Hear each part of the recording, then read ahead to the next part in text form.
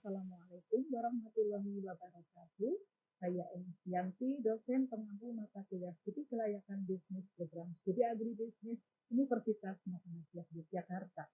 Pada perkuliahan studi kelayakan bisnis kali ini kita akan membahas studi kelayakan bisnis pada industri pertanian.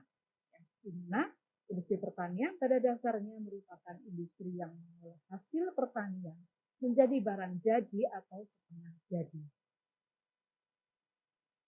Sebelum membahas analisis kelayakan pada industri pertanian, skala menengah dan besar, kita perlu jelaskan dulu ya ciri-ciri industri berdasarkan tenaga kerjanya. Di mana industri pertanian skala menengah mempunyai tenaga kerja 10 sampai 100, industri pertanian skala besar memiliki tenaga kerja lebih dari 100. Nah, analisis yang digunakan pada industri pertanian dengan skala menengah dan besar itu sama dengan pada tanaman tahunan, yaitu net present value, net benefit cost ratio, gross benefit cost ratio, internal rate of return, profitability ratio, dan payback period.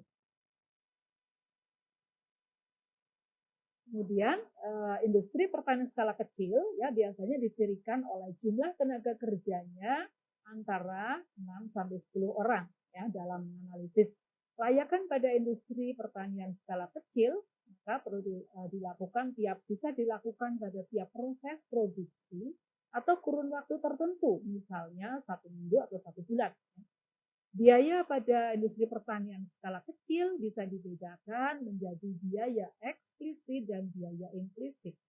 Biaya eksplisit adalah biaya yang secara nyata dikeluarkan untuk proses produksi, misalnya biaya bahan baku, biaya bahan pembantu, biaya tenaga kerja luar keluarga, biaya penyusutan alat, sewa tempat usaha.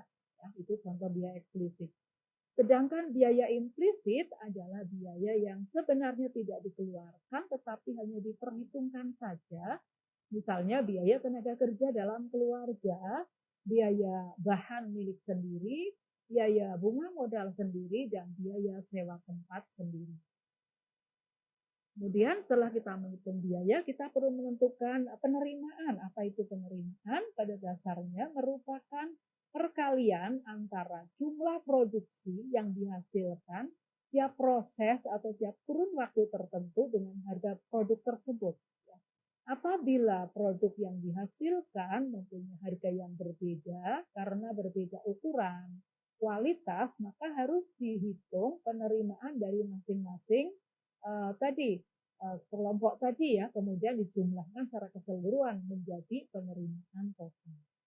Setelah kita tahu biaya penerimaan, maka kita dapat menghitung pendapatan, yaitu selisih antara penerimaan total dengan biaya eksplisit, biaya yang secara nyata dikeluarkan. Kemudian kita dapat menghitung juga keuntungan, yaitu selisih antara penerimaan total dengan biaya total, meliputi biaya eksplisit dan implisit. Untuk menganalisis kelayakan pada industri pertanian skala kecil atau industri rumah tangga dapat menggunakan antaranya adalah produktivitas tenaga kerja, produktivitas modal, RC rasio, break-even point, dan nilai tambah. Produktivitas tenaga kerja pada dasarnya merupakan kemampuan dari tenaga kerja dalam keluarga untuk menghasilkan pendapatan, di mana produktivitas tenaga kerja dapat dirumuskan dengan penerimaan atau net revenue dikurangi dengan biaya implisit selain biaya tenaga kerja dalam keluarga, misalnya sewa tempat, bunga modal sendiri, kemudian dibagi dengan jumlah tenaga kerja dalam keluarga. Industri pertanian dikatakan layak jika produktivitas tenaga kerja lebih besar dari upah tenaga kerja yang berlaku di daerah setempat. Artinya, tenaga kerja lebih baik ya digunakan untuk bekerja di industri pertanian sendiri daripada bekerja di tempat yang lain.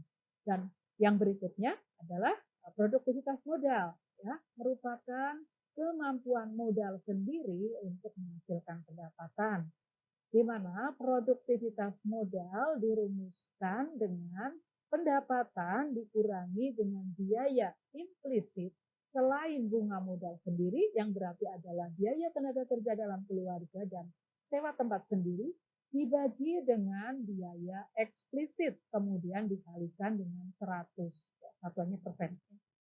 Industri pertanian dikatakan layak jika produktivitas modal lebih besar dari bunga tabungan, artinya uang lebih baik untuk usaha industri pertanian daripada ditabung. Tapi boleh juga digunakan dengan bunga pinjaman yang dapat diartikan jika industri pertanian mendapatkan pinjaman dari perbankan, maka mampu untuk mengembalikan pinjamnya beserta tentunya jasa. Karena produktivitas modal lebih besar dari bunga pinjaman. Kemudian yang berikutnya adalah revenue cost ratio atau RC ratio, merupakan perbandingan antara penerimaan total dengan biaya total.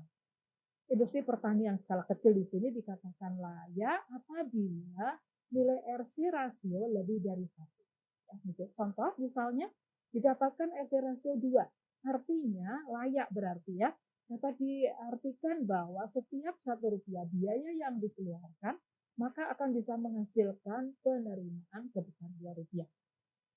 Kemudian alat ukur berikutnya untuk kelayakan adalah break-even point, merupakan keadaan di mana suatu usaha tidak memperoleh keuntungan tetapi juga tidak mengalami kerugian. Di mana BP ini dapat juga digunakan sebagai indikator untuk menganalisis ya kelayakan industri pertanian skala kecil, industri rumah tangga. Yang di BEP sendiri dibedakan menjadi dua, yaitu BEP produksi atau unit dan BEP harga. Di mana BEP produksi dapat dicari dengan menggunakan rumus ya biaya total tadi dibagi dengan harga produk. Ya, dan industri pertanian dikatakan layak jika produksi yang dihasilkan lebih besar dari BEP produksi. Kemudian BEP harga dapat dihitung dengan membagi total cost biaya total dengan jumlah produksinya. Industri pertanian dikatakan layak apabila harga produk itu lebih besar dari BEP harga. Analisis berikutnya adalah nilai tambah, di mana nilai tambah pada dasarnya merupakan konsep yang sering kita gunakan untuk membahas biaya pengolahan hasil pertanian. Nah, faktor-faktor yang mempengaruhi nilai tambah dalam pengolahan dapat dikategorikan menjadi dua faktor, yaitu faktor teknis dan faktor pasar. Faktor teknis yang berpengaruh adalah kapasitas produksi, bahan baku yang digunakan, dan tenaga kerja. Sedangkan faktor pasar yang berpengaruh adalah harga output, upah tenaga kerja, harga bahan baku, dan nilai input selain bahan baku dan tenaga kerja. Ya. Jika nilai tambah yang kita peroleh yang lebih dari 0, artinya industri pertanian memberikan nilai tambah. Dan sebaliknya, jika nilai tambah kurang dari 0, artinya industri pertanian itu tidak memberikan nilai tambah. Dan semakin tinggi nilai tambah tentunya, intinya ini semakin baik, artinya pengolahan dapat memberikan keuntungan yang lebih tinggi. Dan seperti penutup ya, kita sudah membahas tadi studi kelayakan bisnis pada industri pertanian, terutama pada skala kecil ya, atau rumah tangga. Dimana kita bahas tadi ada biaya produksi, meliputi biaya eksplisit dan biaya implisit, ada penerimaan, ada pendapatan dan keuntungan. Kemudian kelayakan bisa diukur dengan produktivitas tenaga kerja, produktivitas modal, RC rasio, dan BEP. Dan yang selanjutnya adalah nilai tambah, di mana dapat digunakan untuk mengambil keputusan apakah industri skala kecil dan rumah atau rumah tangga itu layak untuk dikembangkan. Demikian yang saya sampaikan. Semoga bermanfaat. Wassalamualaikum warahmatullahi wabarakatuh.